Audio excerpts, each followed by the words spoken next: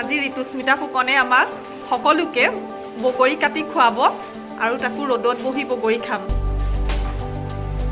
বগৰীটো এনেও টেঙাই, বগৰীটো খাইতো সকলোৱে ভাল পায়েই, ল'ৰা ছোৱালী সকলোৱে।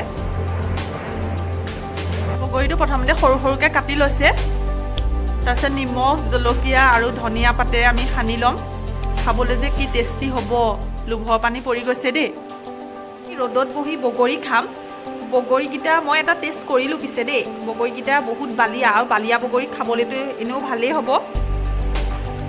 বৌয়ে এতিয়া সৰু সৰুকৈ কাটি আছে বগৰী, তাতে নিমখ জলকীয়া লগাই খাবা আৰু।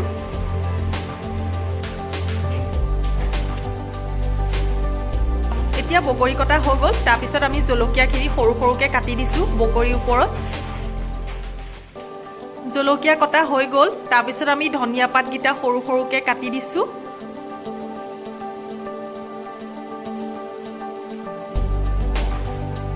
এয়া আমি অকণমান মিঠাতেল দি দিছোঁ, মিঠাতেল দিলে ভাল হয় বগৰীখিনি। ইমান ধুনীয়া গোন্ধ এটা ওলাইছে, ধনিয়া আৰু মিঠাতেল আৰু লগতে বগৰী। মোৰতো লোভৰ পানী পৰি গৈছে। এয়া দেখি আপোনালোকেও খাওঁ খাওঁ লাগিছে। আপোনালোকেও এনেকৈ বনাই সহজ পদ্ধতিত বগৰী কাটি খাব পাৰিব, তাতে ৰ'দত বহি সকলোৱে একেলগে।